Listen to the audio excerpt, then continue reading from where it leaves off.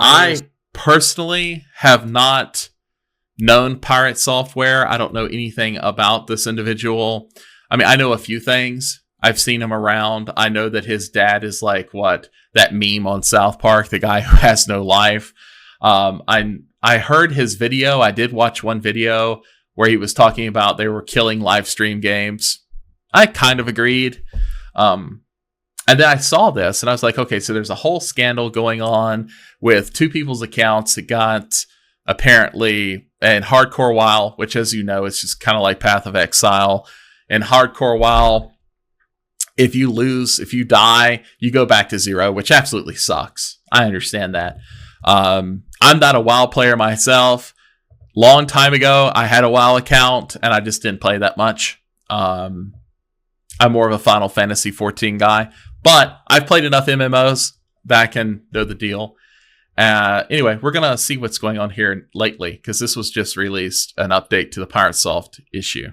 It's Tom, and today we're going to take a little bit of a chill pill. I could use a chill pill. More of a super chill and let's chill out video. We're going to cover something that isn't about assault or grooming or even gooning. Now, that may be a shock to some of you that there are dramas that don't involve that, but they do happen. And today's story is pretty interesting regardless. No, I'm not shocked. Sonichu, has anyone here seen the Sonichu saga? Of course, wait a minute. He might be right. Because wasn't there something with Sonichu and their mothers? We won't go into it. Okay. Because today we're going to be taking a look into the realm of this little fella named Pirate Software. Now, for those of you who haven't already heard of Pirate Software from this drama, don't worry, because I barely had either. I mean, I had heard the name before, and I had seen him existing, same. But I didn't... Exactly the same. Like, I have seen him around, but I haven't really dived into his content. If that makes sense. Right, guys? Like, you can see people, but you don't really know them. Really know exactly who he was until I realized he's the MS Paint YouTube Shorts guy. There's a good chance, even if you have not seen this drama at all, you have... I don't think that's throwing shade. I think being a MS Paint guy is actually a plus. Like, think about it. Like, to actually use MS Paint is a fucking... It takes a genius to use that damn thing. Like, there's no way.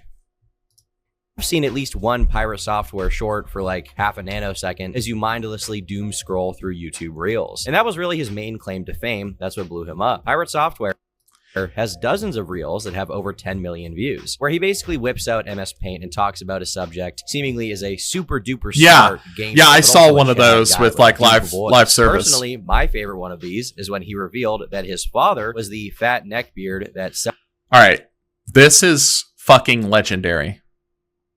Guys, you gotta admit, like, I am a South Park fan, okay? I'll admit it on stream. I'm a big South Park guy. To see that this is the backstory, this is the lore to that, is insane. South Park based their fat neckbeard character off of in the South Park TV show. No, my dad didn't inspire the WoW guy from South Park. My dad is the WoW guy from South Park. He was the cinematic director for Blizzard for 23 years. He worked on the episode with Matt and Trey, and they turned him into a character. That's him. Yeah, that's actually him. Yeah. It's not a joke. That's not like a similarity. Like, that's him. This is his apartment. This is him. That's even crazy. The guy that cosplayed my dad didn't know he was real. But no. Yeah, the guy who cosplayed his dad didn't even know that was him.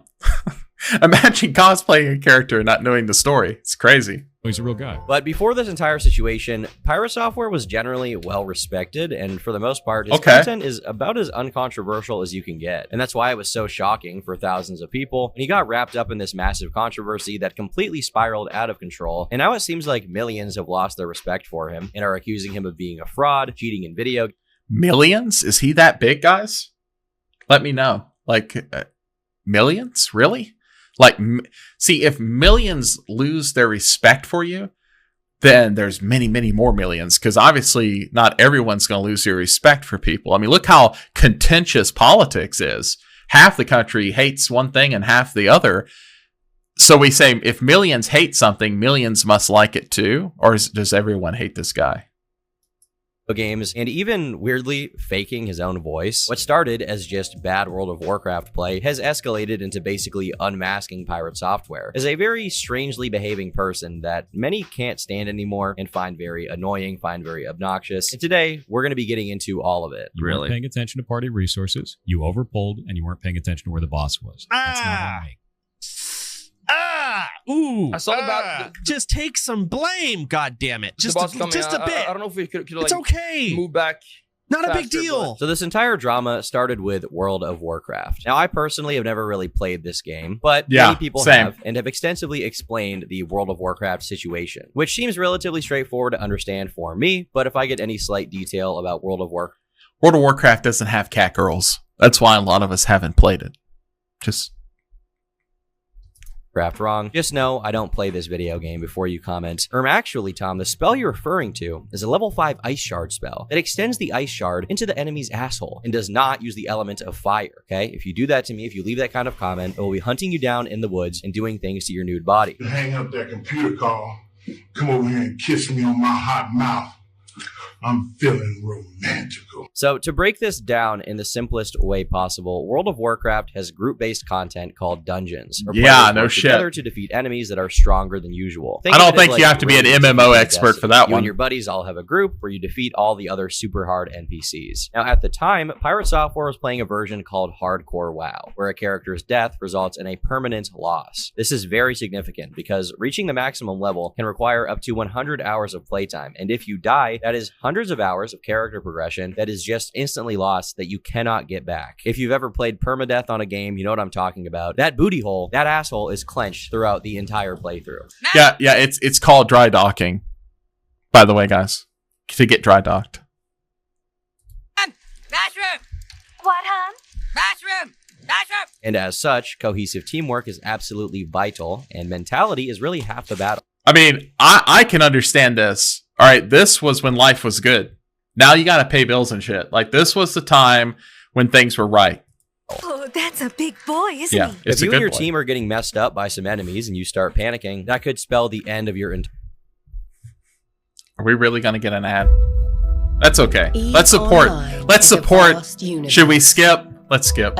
Entire team. So keeping your cool, having a good mental state, and coordinating with your entire team is essential to success here. Enter Pirate Software. Pirate was a part of a group called OnlyFangs, which is basically just a guild full of streamers that had to stream whenever they were playing, like Soda Poppin' and Mizkif and all those sort of OTK peripheral guys on Twitch. Well, during one dungeon run, Pirate and a couple of others were on one of the hardest maps in WoW called Dire Maul. So that, plus playing on hardcore, made tension already high. But then their group accidentally engaged multiple enemy groups and a boss simultaneously, making the situation pretty unfavorable to them. So they decided to retreat. In hardcore WoW, retreating involves a coordinated effort where players support each other by healing teammates or controlling the enemies while escaping together. This is like a full-on military operation. Watching these guys play this game is less like watching a bunch of friends have fun and more like watching Band of Brothers. Now, Pirate Software, playing as a mage, ran without helping his group. When he was urged to return and help out, he claimed to be out of mana, which is the resource needed for spells. However, that was false, as he had 2 items that could restore his mana, and he had deliberately wasted his mana when he was confronted. Yeah, I'm not going to comment on that. I don't know what he had or didn't have.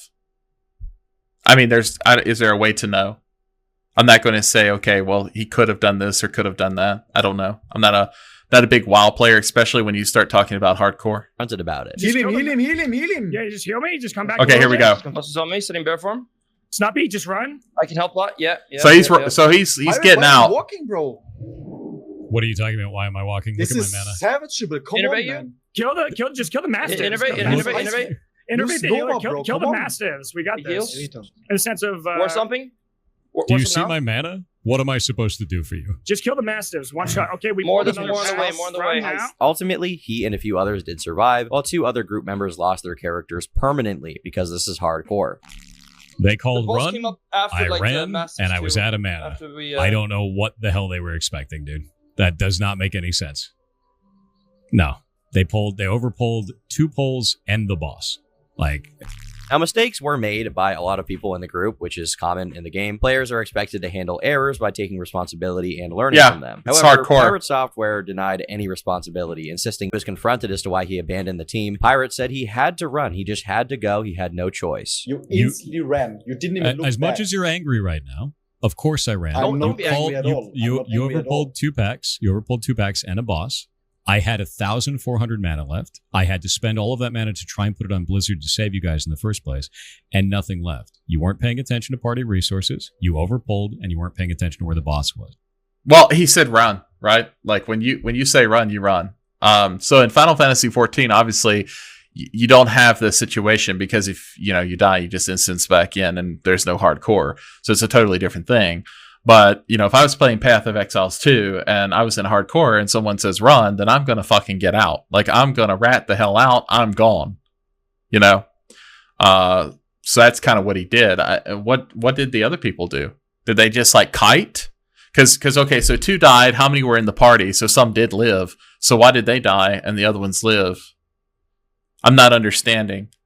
So if Pirate Software would have went back, he could have saved 2 people, but the other people lived even though he didn't go back.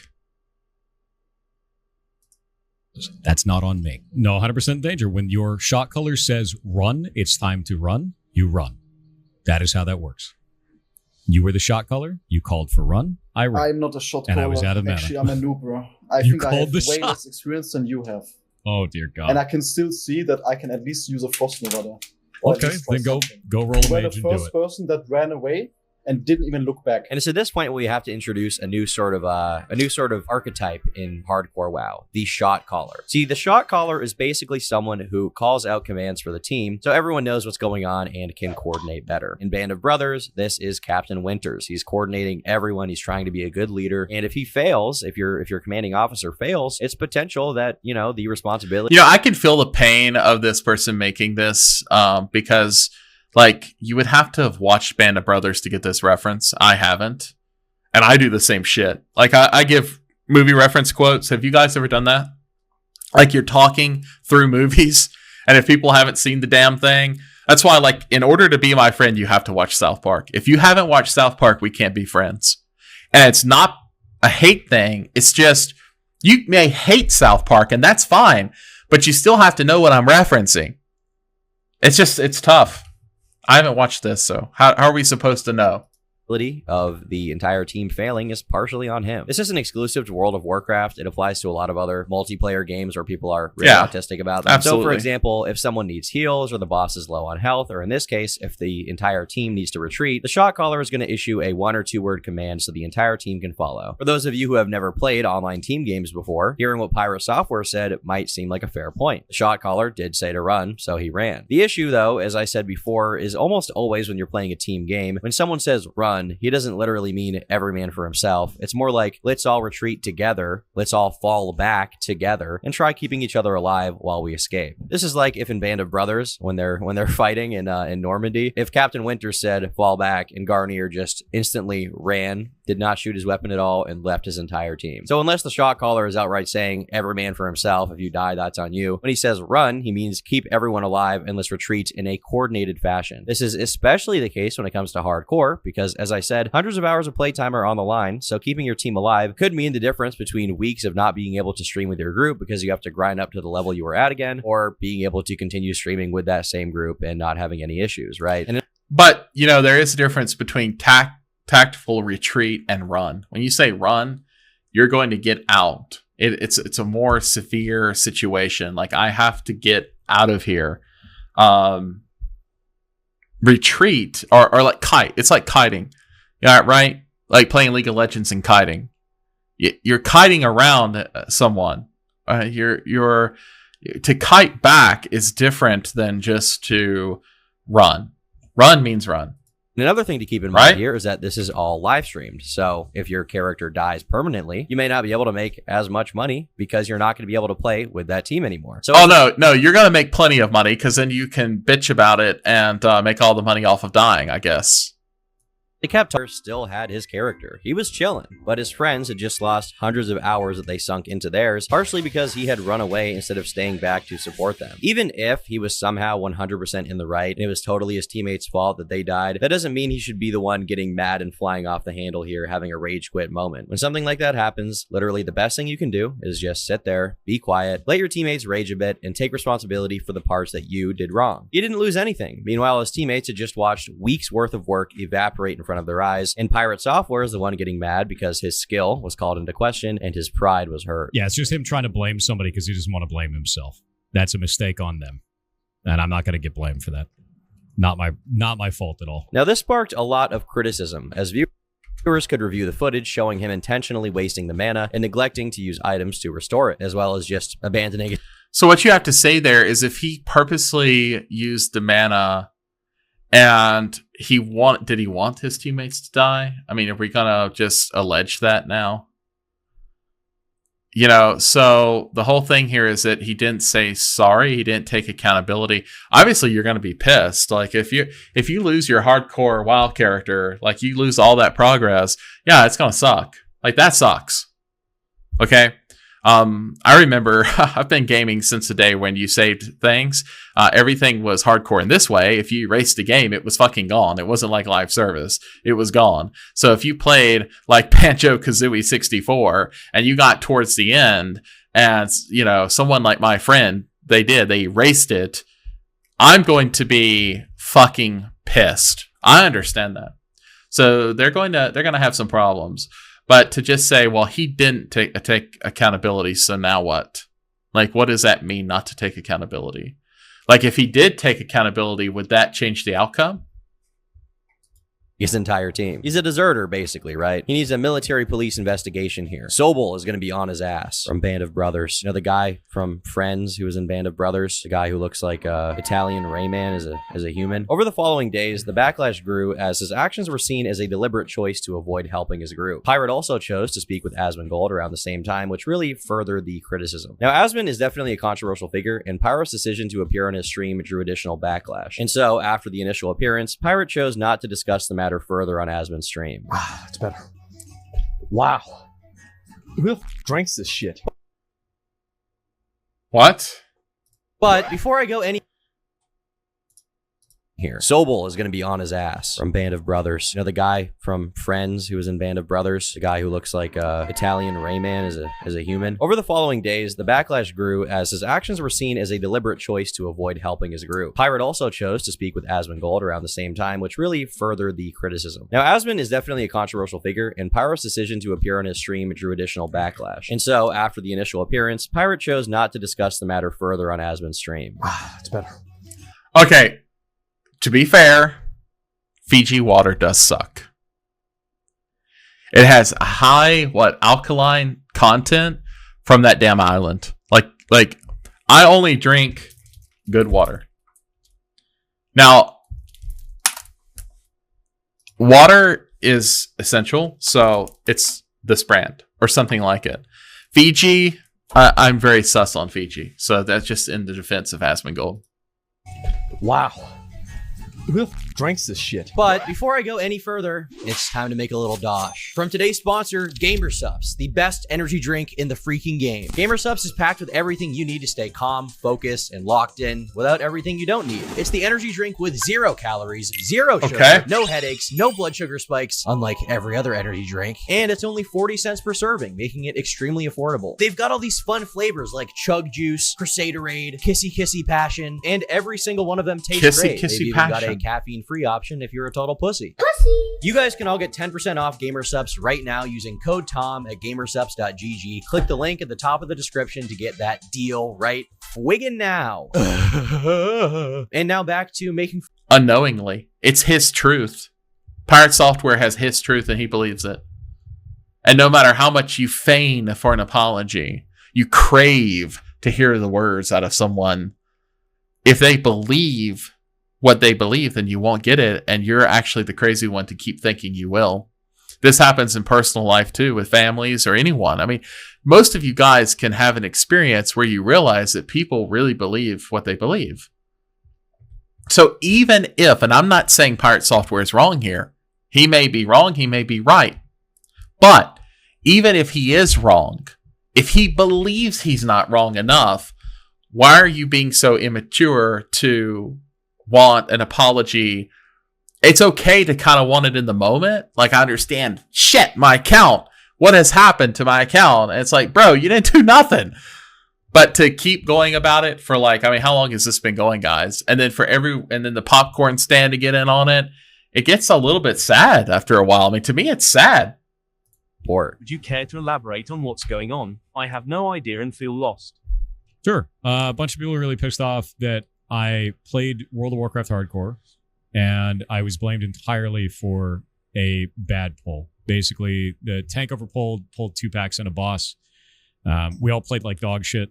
Going from there on, the druid butt pulled. Okay, he just said we all played like dog shit.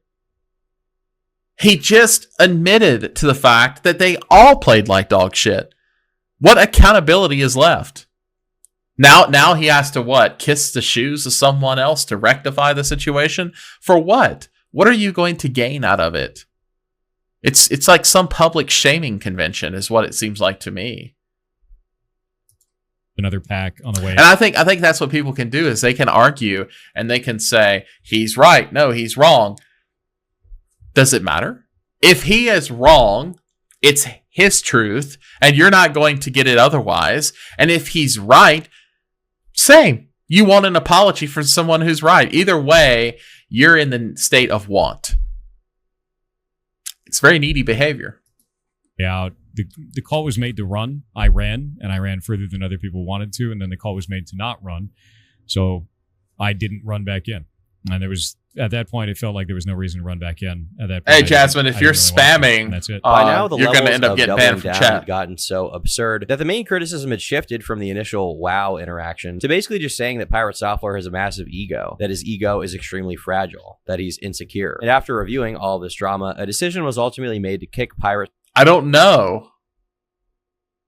I think fiending for an apology could be categorized in the same group.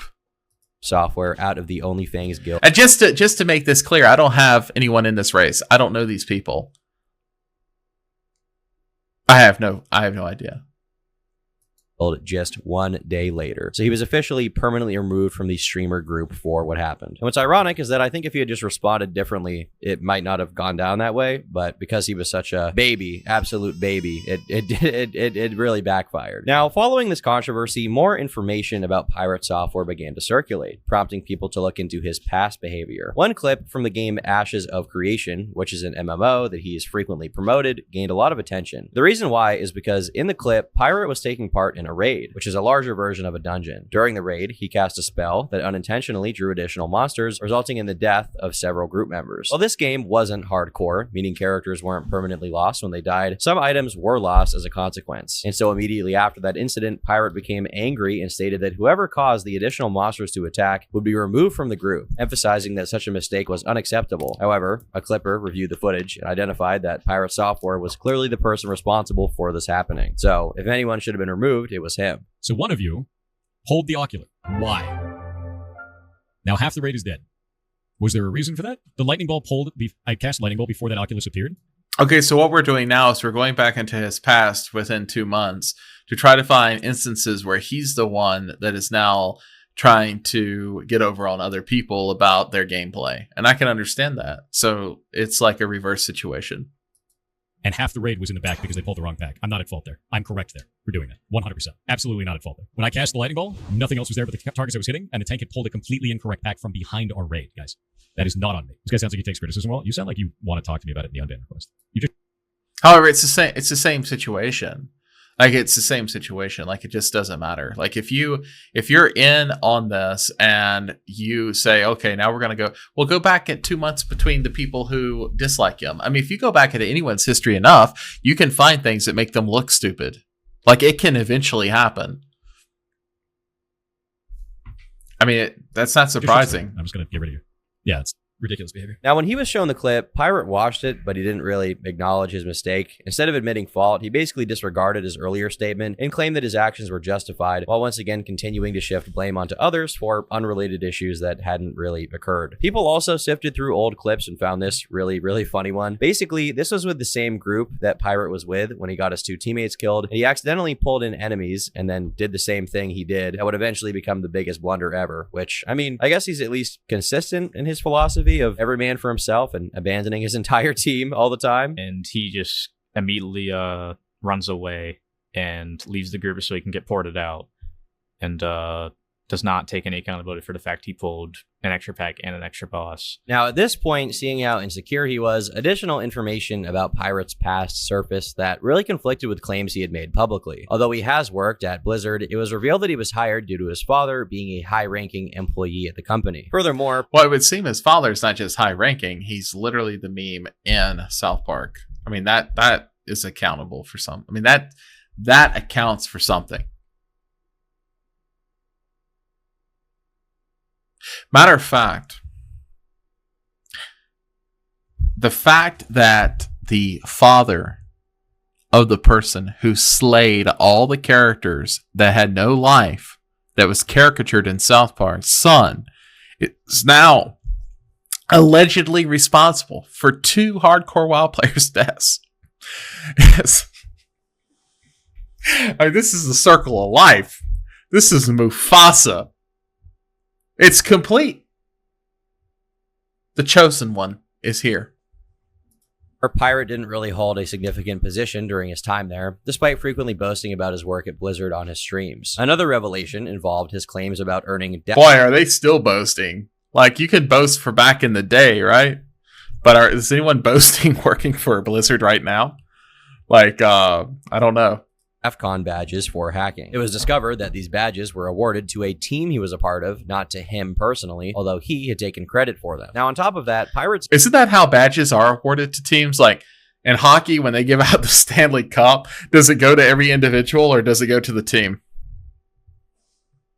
Game Heartbound, which has been in development for nearly a decade, also became a point of contention. Now, Heartbound is basically a spin-off of Undertale. While it's unrelated to the main controversy, frustration arose from his supporters and backers who had funded the project, but still had no release after such a long time. For reference, the reason why they were pissed is because the timeline for the Kickstarter they made 7 years ago basically went like this. So in February of 2017, Pirate did a Kickstarter fundraiser for Heartbound with a release date of December 2017, so within the same year. According to an interview, Thor put the funding goal at $5,000 because he knew the money would be raised in 24 hours and a bunch of news sites would pick it up. Then the fundraiser ends on March 26, 2017. On November 1st of 2017, the game was then pushed back to early to mid 2018 because they wanted to make a larger game than was originally planned. They got a bit more ambitious and people weren't too mad about it. Scope creep. I'm just going to say it before we even continue. I hear scope creep. You start a project, it becomes more than what was intended. We can see where this is going.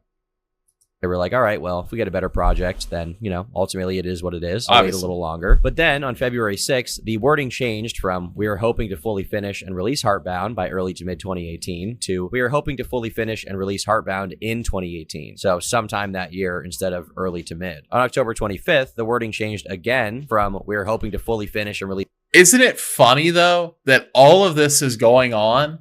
Like, think about it. We're talking 2017. COVID-19 hadn't even happened yet. Nothing had happened. Like, this is years ago now, 2017. And we're going all the way back to this lore. Like, we're going through the whole lore. Like, why didn't any of this matter until now? Like, these people had no problem playing with Pirate Software and doing anything with him. And then suddenly, it's lore time. Like, my hardcore character died. Let's Ancestry 23andMe this guy. release Heartbound by early to mid 2018 to Heartbound is launching into early access on Steam in December of 2018. Keep in mind at this point when the game was initially meant to be completely released. Eventually, it would actually release in early access on Steam, but from there, the development apparently shifted to a full stop in people's eyes. Now, Pirate used the excuse of it being COVID and other complications, but it was starting to become pretty apparent that the game might not be coming out anytime soon. And keep in mind, this was a Kickstarter project with backers donating money to see this game get made. You can still view Heartbound on Steam to this day, but all of the reviews are absolutely brutally negative, with the top review being, honestly, I cannot recommend this game right now. I had originally bought this to support the dev as I'd followed his streams, and he was working on it fairly consistently, or so it seemed. The only dev update this year for this game was a meme post for April Fools. This, at the time, may have been funny, but now seems pretty out of touch since it was the only 2024 update. Now he barely works on it, if at all, and appears to have changed professionally. Damn. Bro. Ouch, that's spicy. So you release an update, a faux update, and then it's the only update. I can see how that has caused an effect. Somewhere along the line to being a full-time streamer. The fact that there are multiple threads in the Heartbound Reddit asking if this game is a scam should be a massive warning sign. Stay away until this game comes out of early access and play the demo if you really want to try it. At least then you won't be out any money. Now, if you want a reference for how long this game has taken, Heartbound was announced at the start of the Trump presidency, meaning the first one, and has apparently been worked on through his entire presidency, through him leaving office, through Biden's entire presidency, and now Trump is elected for a second term and the game is still not done. This criticism has drawn a lot of comparisons between Pirate Software to figures like Yandere Dev, who's someone who basically makes very, very little progress on a super long delayed project, despite receiving direct funding to get it done. So there's really, in people's eyes, no excuse for this game to not be out already. I humbly submit a toast to Nicholas Alexander for successfully managing to pirate Warcraft 3 so that he may play Defense of the Ancients. Congratulations, Nick. Enjoy your Dota. Is that 2%? And additionally, past drama surrounding the Stop Killing Games initiative also resurfaced. Now, this initiative, proposed by a creator named Ross, sought to... I mean, this is European like stuff, like European citizen stuff. Like, we don't need that, right? Like, this is a freedom colony. Like, we don't give a fuck. Advocate for policies requiring companies to preserve access to games even after shutting down their servers by allowing players to host their own servers for non-commercial purposes. You see this a lot with a lot of old multiplayer and live service games like, I mean, let's say Battlefront 2, for example, right? Which has no online multiplayer support that's official anymore. People want to have private servers to be able to play these games. Or like old Call of Duty games, think like Modern Warfare 1 and 2, games like that. The TLDR is that major game companies like to completely shut down access to games once they stop hosting servers for them. Even if communities want to host their own local servers, that would be of no cost to the company. And keep in mind, these are games that people have paid money for, so they want to be able to play them. There was this game called Worlds Adrift that was this multiplayer game where you built flying pirate ships with your friends and explored these floating islands with grappling hooks and could battle other people in dogfights and shootouts. It seems pretty awesome. I've never really played it, but it seems pretty sick, not gonna lie. But in 2019, for literally no reason, the team decided to completely abandon this early access game and shut down the servers. Now, this could have been fine on the surface because the community for it was still very active and vibrant, but for no good reason whatsoever, they barred modders and anyone wanting to locally host from accessing the game at all. Keep in mind that this would have been at no cost to the developers if the community wanted to host their own servers. But for some dumbass reason, they barred anyone from using the tools to locally host and effectively killed out an entire community full of thousands of people. So yeah, that sucks. Like, that sucks. I can understand live service games. Live service games, in my opinion, are fun. They can go horribly wrong or horribly right. And when you have live service games, you have to realize that nothing is permanent in life. It's a lot like, when we talk about live service games and them going down, we're like, wow, we have all this time involved. And look, every single day, you're going to eat something. Hopefully it tastes good. And then you're going to it out. Right? So when it comes to games, think of it like you're going to consume it. You're going to enjoy it. You're going to have times with your friends. We all do this. And then we're going to move on to the next thing. Right? So it's all about moving on to the next thing and enjoying the time for what it is. So I don't really get upset with live service games ending. But if there's a strong community for it and they're saying, hey, Let's put that on our own server and enjoy it. Why are you stopping them? If you're not going to make money from it and you're not going to host it yourself and you're done with the project, why stop other people from still enjoying it? Ross's solution to this was to basically require video games sold to customers that's to be fucked in a up. reasonably working state at the time of shutdown and end of support. He wanted to prohibit any requirement for video games sold to customers to connect to the publisher or affiliated parties after support ended. And the above would also apply to video games that sold game assets or features like, microtransactions to customers, stuff like that, right? Seems like a pretty cool idea. You can preserve these games that seemingly people would never be able to play again, games that people paid money for, and all at no cost to the developer. People are only doing this after there's no online support anymore from official sources. Well, for some reason, Pirate publicly opposed this initiative, releasing a video response where he insulted Ross, refused to engage with him directly, and deleted Ross's replies to the video. We're going to pose a problem to you and then shit on your desk and then make you clean it up and figure it out. It's a nail bomb to take out a wasp nest. 3 hit, ready? Sounds pretty cool. Ceased to exist. Require publishers to leave games they have sold to customers in a working state at the time of shutdown. How are you going to do that with World of Warcraft? Tens of thousands of tickets at Blizzard for private servers for World of Warcraft. And we see this all throughout their FAQ. We see it all across this. It is inflammatory language across the board that is vague. Wait, their Q&A is inflammatory language. Aren't games licensed not sold to customers? The short answer is this is a large legal gray area depending on... So this is inflammatory. Lawyers are the king of inflammatory, I suppose. Like, this is dry. They need to be specific that they're talking about single-player games. To put a live service game, when we turn the servers off, the game does, because it's all rendered completely on the server side, and we do that specifically for security reasons, because if it's all rendered... Yeah, exactly. Everything is server side. People know that, because if it's hosted locally, like if it's on client side, then you can manipulate the game. That's why really old games, you could change the values of anything. Like, guys, you remember, some of you may remember, like, old console games. You had Game Sharks. You had, anyone who played old Pokemon games. I mean, you could just put as many rare candies as you want. We know this. So it's server side. But it could still be server side. If you no longer want to support a game, you're no longer going to make money from it, then having it be open source is fine. Release it, let someone else put it on their server. Now it's server side again, and let people play the damn thing if they want to. Like, why condition it? If there's that many people that you want to hold this intellectual property as proprietary still, then just support the fucking game. Your client side, then you'd be able to cheat the game dramatically easily.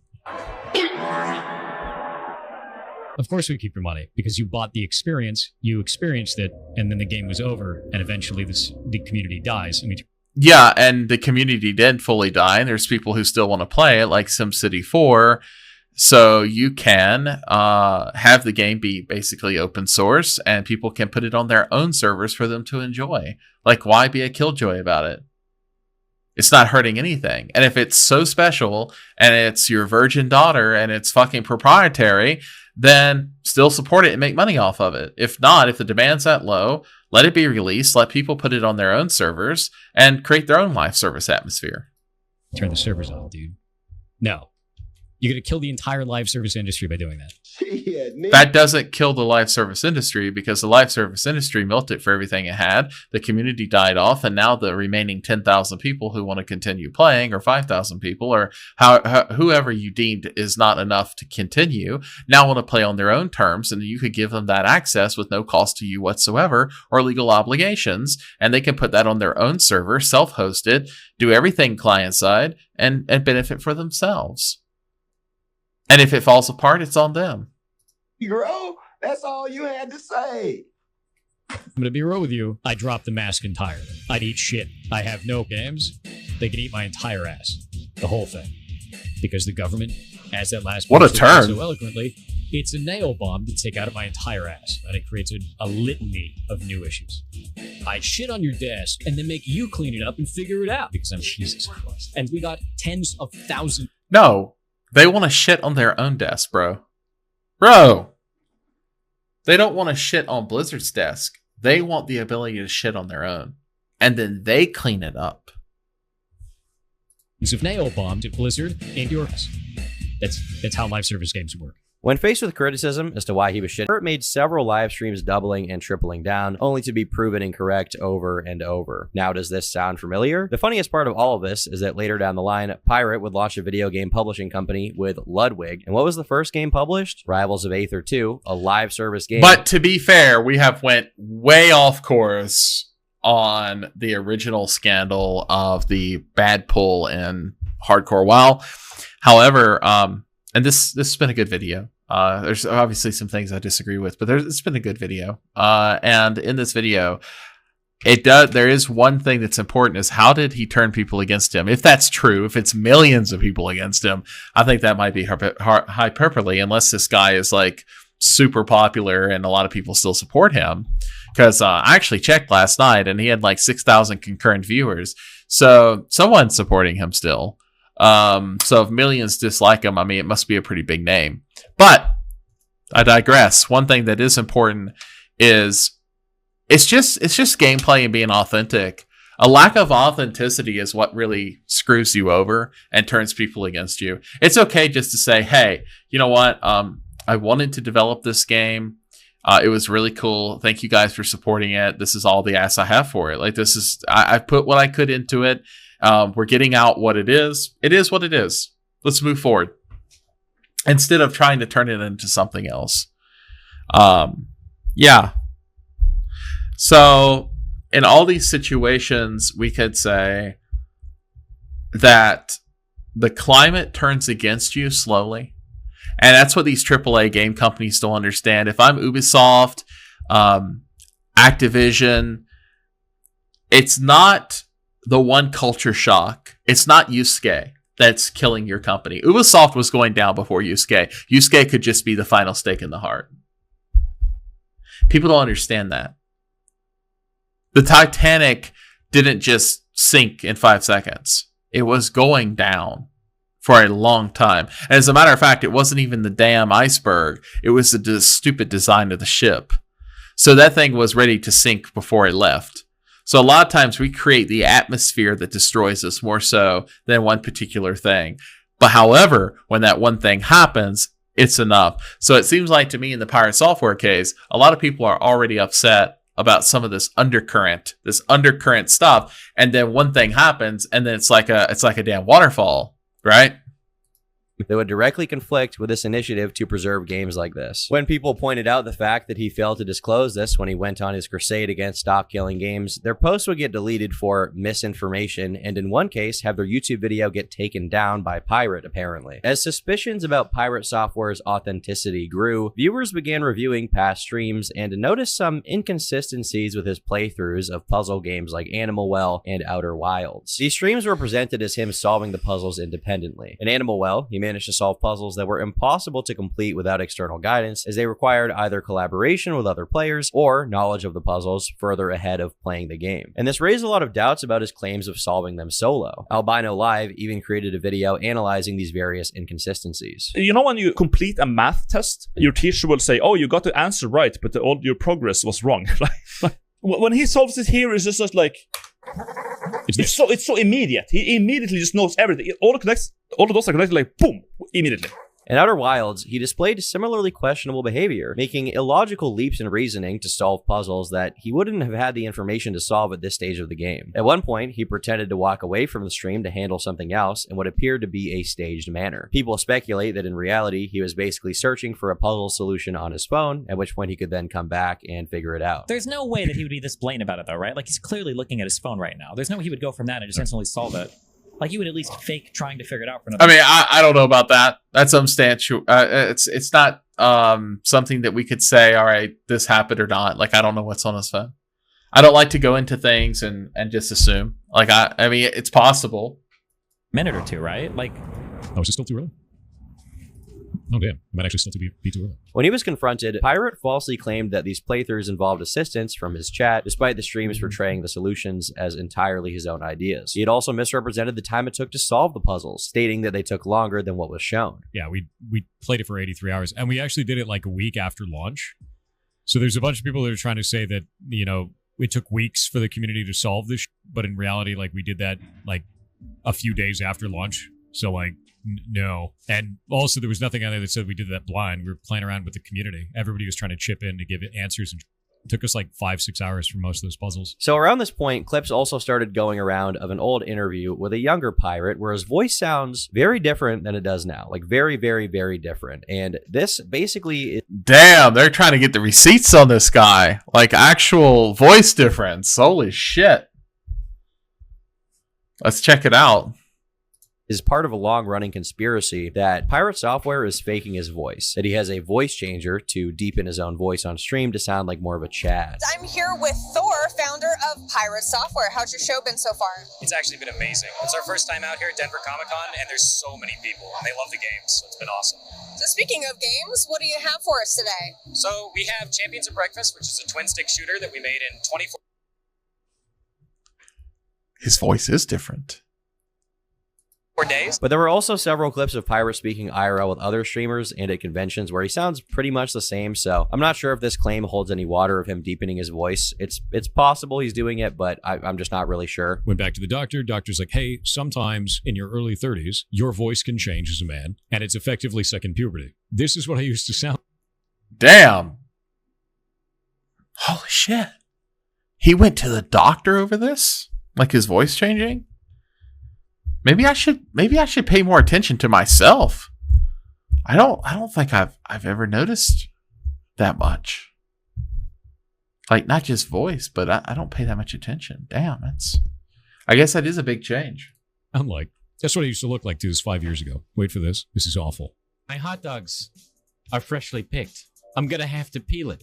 I'm gonna have to peel my hot dog. Yeah, that was it, dude. Every good hot dog needs to be peeled. But the biggest question on everyone's minds regarding all of this, whether it be the more dubious claim of him faking his voice, or I mean, just a good mic will do that too, guys. Like you could just have a mixer.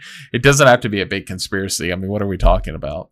him, let's say, talking up how much of a great gamer he is in WoW while not really being that good, or by, you know, maybe cheating in puzzle games. Like, the question is, why would he do this? And I think the answer is somewhat obvious if you look back at the controversy that started this all. Pirate Software, Thor, Jason Thor, whatever, cares a lot about how he is viewed in the public eye. So much so that he will quadruple down on an issue just to never admit he was wrong. I think he cares more about seeming like this cool, awesome, hip indie game dev with a 200 IQ than cares about actually being one, which is why he would cheat in a puzzle game. So people view him as an intelligent, genius gamer guy. Whether he actually did so or not is somewhat up in the air, I guess, but looking at how he reacted to his ego being bruised in the World of Warcraft drama, I don't think it's implausible, and a lot of people have presented compelling evidence for the idea that he did, in fact, use like a guide while playing this game, which he did not disclose. Now, since this drama has started, Pirate made a very long response that he calls his final response, but who knows if it actually will be the final response. He said, "This OnlyFang stuff actually sucks. Lots of weird attack posts and people taking it too far, putting everything in one place and washing my hands of it after this. To start, here is the response about the dire maul run. From my perspective, I didn't feel I could save anyone else with the resources I had left, even with mana gem and robe cooldowns. Since the call to run was made, I followed the call and got out as quickly as possible. In every other instance where shit has hit the fan, the shot caller has called specific targets we locked in and nobody died. If you call run, run, run, then everything after that is a shit show. Yamato pinned the entire thing on me, despite everyone making mistakes, and this rapidly spiraled into attacks both on and offline. The next few days was just tens of thousands of messages berating me, sending death threats, doxing, and all kinds of shit. This happened on Twitch, Twitter, YouTube, Steam, Reddit, Discord, and over VoIP-initiated phone calls all at the same." Yeah, so I don't agree or disagree with that. I mean, he could have been the reason that these people lost their accounts. I mean, it's possible. Then again, he could not have been. My point is just that if you keep demanding an apology from someone and it turns into a massive drama, then it becomes almost like it becomes worse than the initial thing, right? So sometimes seeking an apology is self-inflicting injury. Time. Here are a few examples from just inside of WoW to give you some understanding. And what he linked here are a few people saying crazy things. We have this guy, Rope and Share, says, "Whispers, literally nothing you can do, bub. Don't leave your house because we have people waiting for you at the grocery store. You're gonna get stabbed. Hashtag BlizzCon 2025. Jesus." So what do you do in this situation? You start reporting it and banning people. We took the 10,000 plus attack accounts and reported them up for the organized hate raid that this is. It disrupted our broadcast on all platforms for the past 3 days and prevented our community from doing anything. That's a hate hate raid, no matter how you slice it, and it needs to be reported. We also set up automation to shut down the first message, last message, shit-stirring posts, which works to mostly positive effect. And so this post came out, the amount of people who felt bad for him, which I think is fair, because I don't think anybody should be like going to his house or something, or threatening that they're going to go to his house. Like, that's unhinged. But a lot of people also in the comment section were like, bro, you're kind of obfuscating what's going on here. You're kind of not really addressing the main criticism and just focusing on the most insane people, right? I mean, he's not obligated to address anything. That's the point. You can feign for the apology all you want. But wanting an apology and wanting it badly does not, make anyone obligated to give it to you. Right. So, yeah, no one's obligated to do shit. Like, you can't just say, okay, you're obligated. But that's not how this works. At this point, I think the best thing he can do is stop feeding the fire and just try to move on. But it seems like... Well, he's not the only one feeding the fire. The ones who want the apology now for, I guess, days are also feeding it too.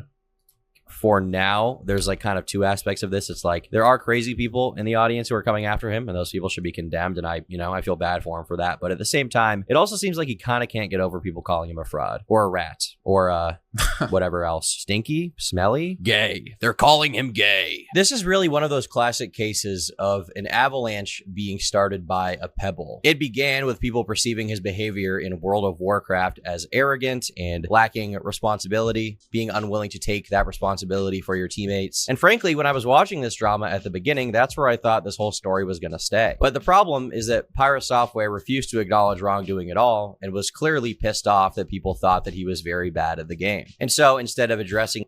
Well, again, what's there to address? He has no obligation to address anything, because what are you going to do if he does apologize? Everyone has their truth, and I think this is a very important thing even in personal life.